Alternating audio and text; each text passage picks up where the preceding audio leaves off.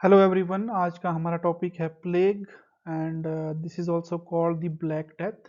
ठीक है, तो आज ब्रीफली हम जानेंगे व्हाट इज प्लेग। तो plague is a zoonotic disease, ठीक है, जो कि एनिमल से ह्यूमन बीइंग में ट्रांसमिट होती है। ऐसी डिजीज को हम कहते हैं जूनोटिक डिजीज।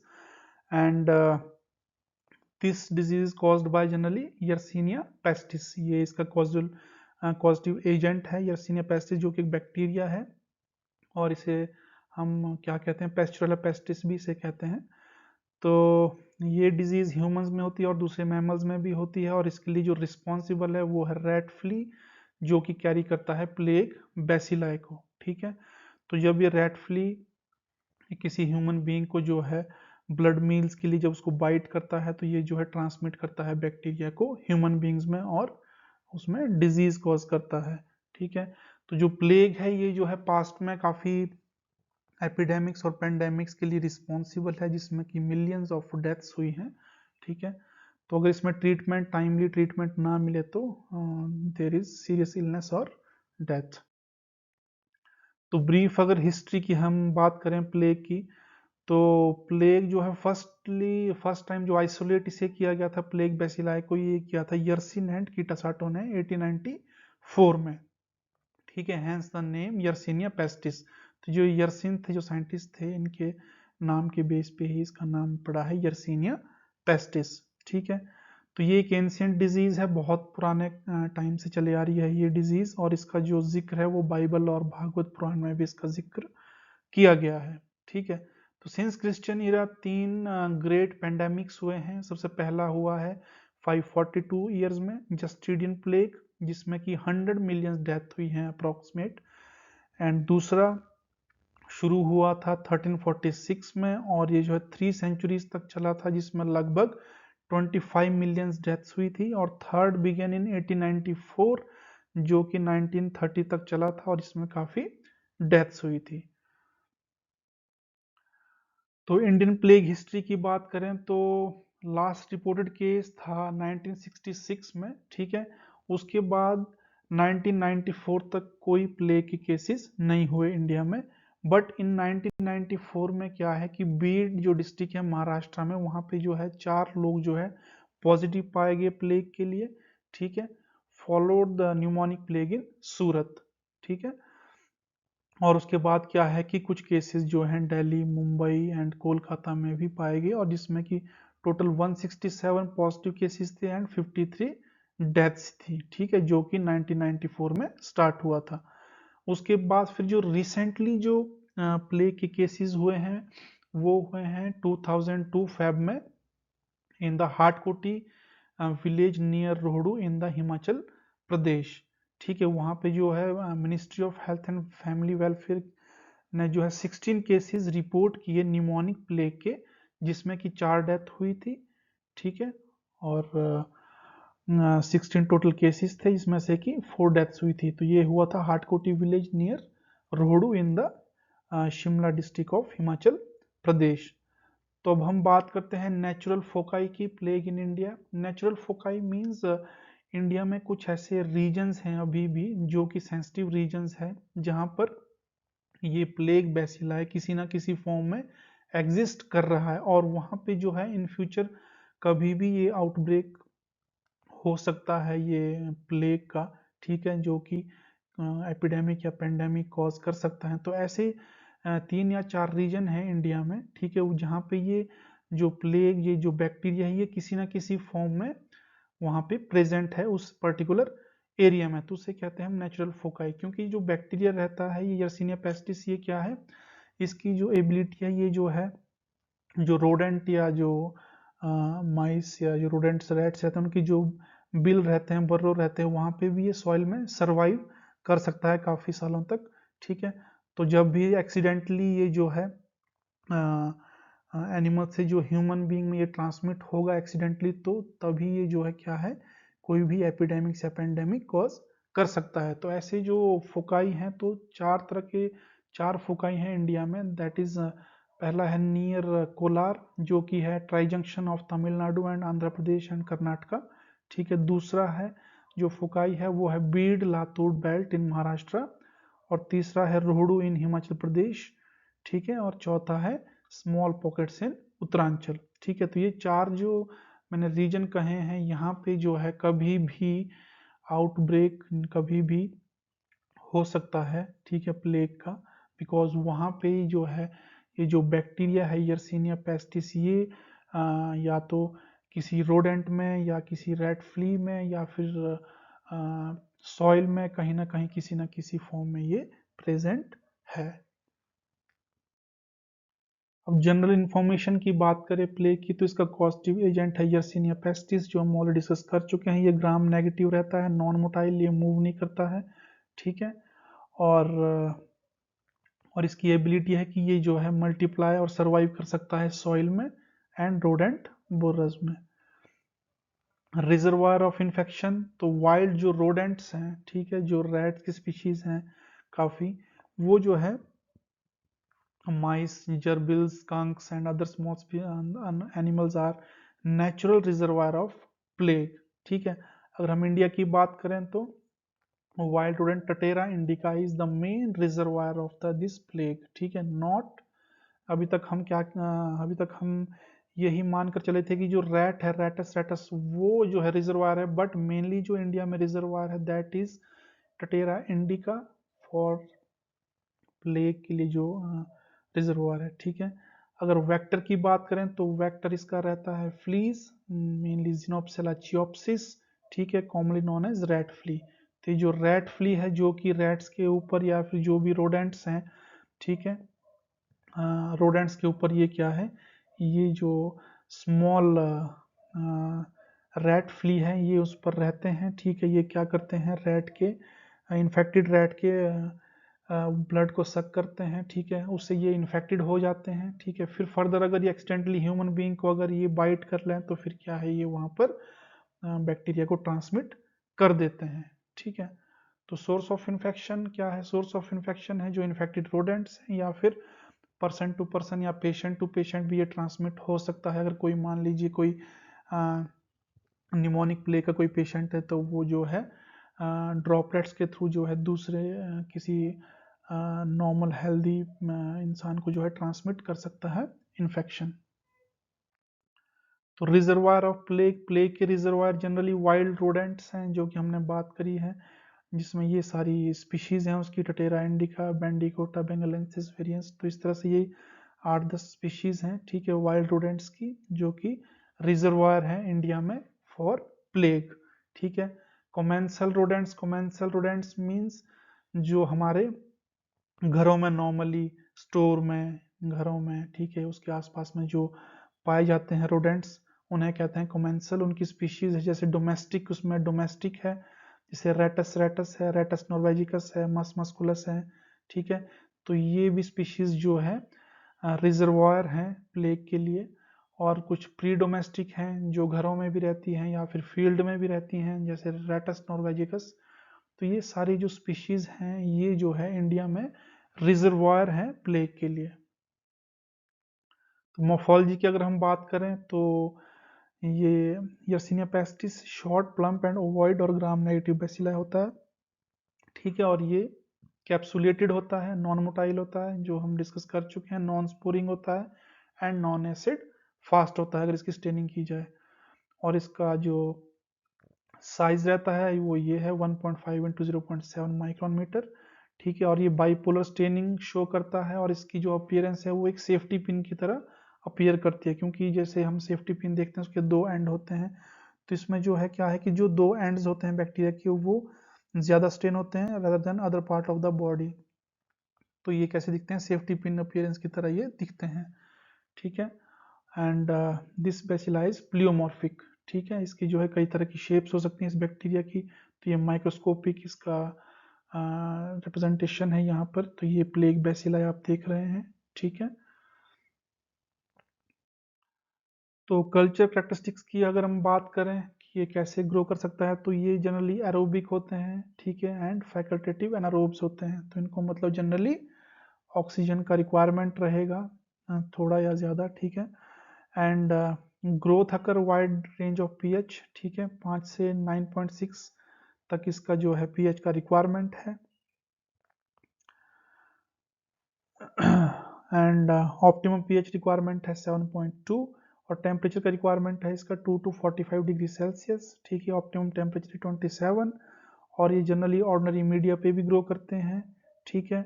और न्यूट्रेंट अगार पे इसकी जो कॉलोनीज है वो स्मॉल, डेलिकेट एंड ट्रांसपेरेंट होती हैं और कलरलेस कॉलोनीज ऑन मैकोंकी अगार, ठीक है। ब्लड अगार की बात करें तो उसमें डार्क ब्राउन कॉलोनीज होती हैं due to absorption of haemin pigment, ठीक है। तो आप यहाँ पर ये देख सकते हैं, ये एक सॉलिड मीडिया है, इसमें जो एक कॉलोनीज है ये यर्सीनिया पेस्टिस की कॉलोनीज हैं। तो ये कुछ ट्रांसलूसेंट सी या कुछ वाइट सी लग रही है, कुछ इरेगुलर सी और कुछ शाइनी सी लग रही हैं, ठीक है। तो ये इस तरह से आपको जो है, अगर उसको ग्रो करेंगे आप मीडिया पे तो ये कुछ इस तरह से इसकी कॉलोनीज दिखेंगी, ठीक है। बायोकेमिकल रिएक्शंस की बात करें, बायोकेमिकल रिएक्शंस हम आइडेंटिफिकेशन के लिए लगाते हैं, ठीक है। किसी अगर पॉजिटिव एजेंट को हमें आइडेंटिफाई करना है तो उसके लिए हमें क्या है, बायोकेमिकल की रिक्वायरमेंट रहती है। तो इस केस में यर्सीनिया के केस में ग्लूकोज, माल्टोस एंड मैनिटोल को ये फर्मेंट करता है विदाउट गैस प्रोडक्शन, ठीक है। और लैक्टोस और सुक्रोज को ये फर्मेंट नहीं करता है। इंडोल इसमें नेगेटिव रहता है और मिथाइल रेड पॉजिटिव। फोगस प्रॉस्कर एंड साइट्रेट टेस्ट इसके लिए नेगेटिव रहते हैं। कैटालेज इसके लिए पॉजिटिव रहता है, ठीक है। ऑक्सीडेस एंड यूरियस नेगेटिव रहते हैं और ये कोई भी जिलेटिन लिक्विफिकेशन नहीं करता है। वायरुलेंस फैक्टर, तो अगर हम इसके वायरुलेंस फैक्टर की बात करें जो कि डिजीज कॉज करने की जिसकी कैपेबिलिटी है वो किस कारण है, तो वो है इस बैक्टीरिया में जो हीट लेबाइल प्रोटीन रहता है फ्रैक्शन 1 जिसे कहते हैं, और ये एनुलप एंटीजन है, ठीक है, जो कि बॉडी के अंदर फैगोसाइटोसिस, इस बैक्टीरिया को फैगोसाइटोसिस से बचाता है, ठीक है। और वी एन डब्ल्यू एंटीजन ये भी क्या है, ये भी वायरुलेंस को एनहांस करता है और बैक्टीरिया को बचाता है फैगोसाइटोसिस से, जो हमारा डिफेंस मैकेनिज्म है उससे जो है बैक्टीरिया को बचाता है, ठीक है। वायरुलेंट स्ट्रेन ऑल्सो प्रोड्यूस ये पेस्टिसिन 1, कोगुलेस एंड फिब्रिनोलाइजिन, ठीक है। तो ये जो है ये भी प्रोड्यूस करते हैं, ये जो यर्सीनिया पेस्टिस जो ये बैक्टीरिया है, प्लेग का बैक्टीरिया, और ये प्लेग टॉक्सिन भी प्रोड्यूस करता है, एंडोटॉक्सिन, ठीक है, जो मेनली लाइपोपोलिसैकेराइड सिमिलर टू एंट्रिक बैसिला है, ठीक है।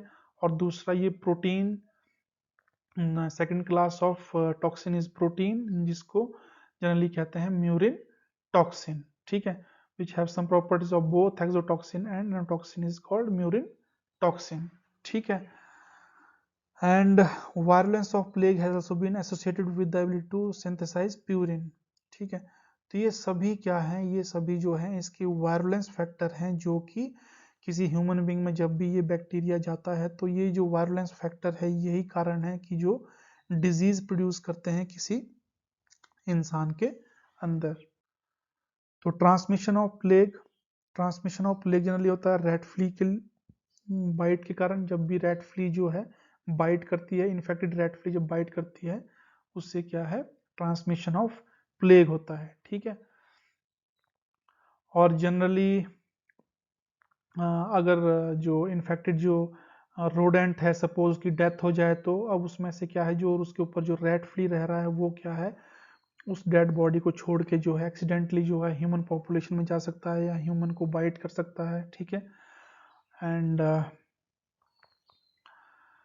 पीपल एंड एनिमल, अब जो पीपल्स हैं या एनिमल्स हैं जो कि एक्सीडेंटली विजिट करते हैं ऐसे एरिया में जहाँ पे रोडेंट्स रिसेंटली मर गए हैं किसी कारण से, तो ठीक है, तो वहाँ पे भी चांसेस रहते हैं जो रैट फ्ली है, ठीक है, वो एक्सीडेंटली जो है ह्यूमन को बाइट कर सकता है, ठीक है। डॉग्स एंड कैट्स में also bring plague infected fleas into the home, ठीक है। तो डॉग्स और कैट्स भी क्या है, जो रेड फ्ली को एक्सीडेंटली घरों में ले आ सकते हैं और इससे जो है फर्दर ट्रांसमिशन डिजीज का हो सकता है। अब या फिर ट्रांसमिशन कैसे हो सकता है, अगर कांटेक्ट विद फ्लूइड और tissue of plague infected animal और पेशेंट, ठीक है। अगर सपोज हम जो है प्लेग इन्फेक्टेड पेशेंट कि किसी फ्लूइड को अगर हम हैंडल कर रहे हैं, अगर उसको प्रॉपरली हैंडल नहीं करेंगे तो वो फ्लूइड क्या है, वो हमारे बॉडी के अंदर जा सकता है थ्रू किसी कट के थ्रू या किसी जैसे म्यूकस मेम्ब्रेन टच हो गई अगर, तो उससे क्या है फिर दूसरा जो इंसान है या जो नॉर्मल हेल्दी पर्सन है वो भी इन्फेक्ट हो सकता है। और दूसरा है कि जैसे हंटर्स हैं, जैसे शिकार करने जाते हैं या फिर वो इन्फेक्टेड एनिमल्स की अगर स्किनिंग कर रहे हैं, ठीक है, तो उससे क्या है कि अगर मान लो सपोज वो प्लेग से इन्फेक्टेड है तो ड्यूरिंग स्किनिंग क्या है कि वो जो फ्लूइड है वो जो है एक्सीडेंटली उस हंटर के अंदर जा सकता है और वो इन्फेक्ट हो सकता है, ठीक है। तो ये पॉसिबल, ये सभी पॉसिबिलिटीज हैं कि किस किस तरह से जो है प्लेग जो है ट्रांसमिट हो सकता है, ठीक है। तो ये है रैट फ्ली। तो रैट फ्ली जनरली ये कुछ इस तरह से दिखता है, ठीक है। यहाँ पे ये क्या है, ब्लड सक करता है। मान लीजिए इसने इन्फेक्टेड रैट का जो है ब्लड सक किया है, ठीक है। तो अब जनरली ये कैसे ट्रांसमिट करता है डिजीज को, तो जब भी ये ब्लड सक करता है इसके यहाँ पे ये बाइट करता है, ठीक है, ये माउथ वाला पोर्शन है इसका, तो ये इसोफिगस है, यहाँ से यहाँ तक ये इसोफिगस है। यहाँ पे क्या एक वाल्व रहता है प्रोवेंट्रिक्यूलस, ठीक है। तो जब भी ये ब्लड को सक करता है तो ब्लड में जो बेसिला है वो क्या है इसके बॉडी के अंदर मल्टीप्लाई करते हैं, ग्रो करते हैं, और वो क्या करते हैं जो यहाँ पे प्रोवेंट्रिक्यूलस जो प्लग है एक वहाँ पे जो वॉल्व है उसको क्या है वो बैक्टीरिया जो है ब्लॉक कर देते हैं, ठीक है। अब मान लीजिए ये रैट फ्ली जो है फीड करने के लिए, ब्लड को सक करने के लिए सपोज किसी इंसान पे या ह्यूमन बींग्स पे ये को सक करता है, ब्लड को सक करता है, तो क्या है कि यहाँ पे इसका जो ब्लॉकेज हो रखी है उसकी वजह से क्या है ये ब्लड सक नहीं कर पाता है, ठीक है। तो फिर ये क्या करता है, फोर्सफुली जो है फोर्सफुली ब्लड सक करने की कोशिश करता है। उससे फिर क्या है कि ये जो अंदर का जो बैक्टीरियल मास है यहाँ पे जो ब्लॉक हुआ था वो क्या है वापस यहाँ पे ड्यूरिंग वापस ये जो है स्किन पे छोड़ देता है जहाँ पे इसने बाइट किया है, और इस तरह से ये क्या है ट्रांसमिट करता है बैक्टीरिया को किसी इंसान में, ठीक है। तो कहने का मतलब है कि जो रैट फ्ली में जो ऑलरेडी जो इन्फेक्टेड रैट फ्ली है उसमें क्या है अंदर प्रोवेंट्रिक्यूलस वॉल में वहां पे ब्लॉकेज हो जाती है बैक्टीरिया की। तो जब ये ब्लड सक करने की कोशिश करता है तो ये ब्लड सक नहीं कर पाता है, तो ये क्या करता है फोर्सफुली ब्लड सक करने की कोशिश करता है। तो फोर्सफुली जब ये करता है तो फिर ये क्या है जो ये वॉल में जो ये बैक्टीरिया जो वहाँ पे ब्लॉकेज हो रखे थे ये क्या है बाहर की तरफ आ जाते हैं, ठीक है, और वहाँ स्किन पे जहाँ पे भी इसने बाइट किया वहाँ चले जाते हैं और उस तरह वहाँ से वो फिर बैक्टीरिया ह्यूमन बॉडी के अंदर चले जाते हैं। तो ये जनरली सिंपल सा मैकेनिज्म है इसका। तो ट्रांसमिशन ऑफ प्लेग और कैसे हो सकता है, ड्रॉपलेट इन्फेक्शन से हो सकता है। सपोज कोई पेशेंट है प्लेग का, उसको प्लेग हो रखा है, तो निमोनिक प्लेग हो रखा है, तो निमोनिक प्लेग जनरली क्या है कि लंग लंग इन्फेक्शन रहता है। तो लंग इन्फेक्शन में क्या है कि वो इन्फेक्शन जो है किसी हेल्दी पर्सन में ट्रांसमिट हो सकता है, ठीक है, बाय थ्रू ड्रॉपलेट। तो इस तरह से वो जो है हेल्दी पर्सन को जो है ट्रांसमिट हो सकता है। जैसे कि यहाँ पे हम देख सकते हैं कि एक इंसान जो है जो इन्फेक्टेड है वो क्या है स्नीजिंग कर रहा है, तो जो हेल्दी पर्सन है आसपास में तो ये भी इन्फेक्ट हो सकते हैं, ठीक है। तो बेसिक जो ट्रांसमिशन साइकिल रहता है प्लेग का वो कुछ इस तरह से रहता है। वो 4-5 तरह के साइकिल रह सकते हैं प्लेग ट्रांसमिशन के। जो कॉमन सेल रैट्स हैं जो घरों घरों में या घरों के आसपास पाए जाते हैं उनके ऊपर क्या है रैट फ्ली रहते हैं, ठीक है। रैट फ्ली क्या करेंगे कॉमन सेल रैट को बाइट करेंगे, सक करेंगे ब्लड के लिए, ठीक है, वो इन्फेक्ट हो जाएंगे रैट फ्ली। अब एक्सीडेंटली जब वो इंसानों को काटते हैं तो वहाँ पे क्या है वो शेड कर देते हैं बैक्टीरिया को, जो कि फिर फर्दर इंसानों को ट्रांसमिट हो जाता है इन्फेक्शन। या फिर दूसरा केस ये हो सकता है कि जो वाइल्ड रोडेंट्स हैं, ठीक है, जो वाइल्ड में रहते हैं, अब कोई शिकारी शिकार करने गया या फिर कोई जैसे कैंपिंग करते हैं ड्यूरिंग, उस टाइम पे क्या हुआ कि जो रोडेंट्स थे रेड फेस पे वाइल्ड रोडेंट्स पे उन्होंने ये इन्फेक्टेड हुए उससे, ठीक है, रोडेंट फ्लीज। अब ये रोडेंट फ्लीज ने क्या किया उस इंसान को एक्सीडेंटली बाइट किया, तो वो क्या है फिर वाइल्ड रोडेंट से फिर ट्रांसमिट हो गया मैन में थ्रू रैट फ्ली, ठीक है, या फिर रोडेंट फ्ली। अब मैन टू मैन ट्रांसमिशन हो सकता है, तो वो कैसे हो सकता है थ्रू ह्यूमन फ्ली प्यूलेक्स इरिटेंस। सपोज एक इंसान जो है उसको प्लेग हो रखा है, तो उसमें अगर ह्यूमन फ्ली है फ्यूलेक्स इरिटेंस, तो ये क्या करेगी इसको काटेगी, ठीक है। फिर ये अगर जंप फिर ये एक्सीडेंटली अगर दूसरे इंसान को काटती है तो फिर ये क्या है, इन्फेक्शन को ट्रांसमिट कर देगी।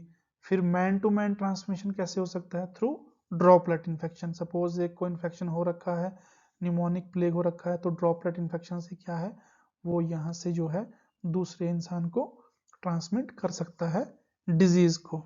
ठीक है, तो दो तरह के प्लेग होते हैं। वाइल्ड प्लेग होता है जो कि नेचर में रहता है या वाइल्ड नेचर में रहता है, उसमें जो है ह्यूमन का जो है पार्टिसिपेशन नहीं होता है। ठीक है, एक होता है डोमेस्टिक प्लेग, इसमें क्या है कि एक्सीडेंटली क्या है कि डोमेस्टिक जो वाइल्ड जो एनिमल्स होते हैं उनसे एक्सीडेंटली जो है प्लेग बैक्टीरिया जो है इंसानों में आता है थ्रू रैट फ्ली, उसे कहते हैं डोमेस्टिक प्लेग। प्लेग ट्रांसमिशन में इन दोनों का बहुत बड़ा हाथ है। ठीक है, पहला है ये जो रोडेंट है, टटेरा इंडिका, ठीक है, जो कि इंडियन स्पीशीज है, और भी जो दूसरे जो रोडेंट्स हैं वो रिस्पॉन्सिबल है मेनली प्लेग के लिए, और इनके ऊपर जो रहता है वो रहता है रैट फ्ली। ठीक है, अब सपोज इस रैट में जो है ये प्लेग से इन्फेक्टेड है, तो अब इसके ऊपर जो ये रैट फ्ली रह रहा है वो इसको बाइट करेगा, इसके ब्लड को सक करेगा, और जो है इन्फेक्शन जो बैसिला है वो इसके अंदर आ जाएगा। ठीक है, फिर ये एक्सीडेंटली जब ये ह्यूमन को बाइट करता है ये रैट फ्ली, फिर ये क्या करता है वहां पे ह्यूमन में जो है ये ट्रांसमिट कर देता है जो इसके अंदर जो बैक्टीरिया थे यर्सीनिया पेस्टिस के, वे ड्यूरिंग जब ब्लड सक करता है ह्यूमन का तो उस दौरान ये क्या करता है, वो बैसिलाई को वहां पे इंसानों में ट्रांसमिट कर देता है। तो ये दोनों जो है प्लेग के लिए मेनली जिम्मेवार है। ठीक है,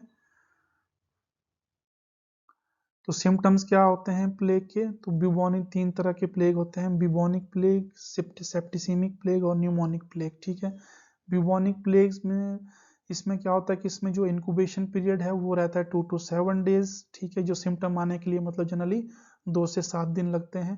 तो इसमें क्या होता है कि फीवर रहेगा, हेडेक रहेगा, बुखार रहेगा, वीकनेस रहेगी, और इसमें जो मेन जो इसका सिम्टम है पेनफुल लिम्फ नोड्स कॉल्ड ब्यूबोज, मतलब पेनफुल जो लिम्फ नोड जो हमारे रहते हैं आर्म पिट्स में रहते हैं या ग्रोइन वाले रीजन में रहते हैं, वहाँ पे जो लिम्फ नोड्स होते हैं वहाँ पे ये जो यर्सीनिया पेस्टिस जो बैक्टीरिया है वो मल्टीप्लाई करता है, और उनकी जो है उनकी वो काफ़ी स्वेलिंग हो जाती है उनकी, और जो कि काफ़ी पेनफुल रहता है। ठीक है, तो ये मल्टीप्लाई करते हैं लिम्फ नोड में, और अगर इससे ट्रीट ना किया गया टाइमली तो ये क्या है दूसरे बॉडी पार्ट्स में भी ये ट्रांसमिट हो जाते हैं। तो जैसे कि आप यहाँ देख सकते हैं ये जो है ग्रोइन वाले रीजन में जो लिम्फ नोड है ये जो है स्वेल हो गए हैं, तो ये काफ़ी पेनफुल रहता है।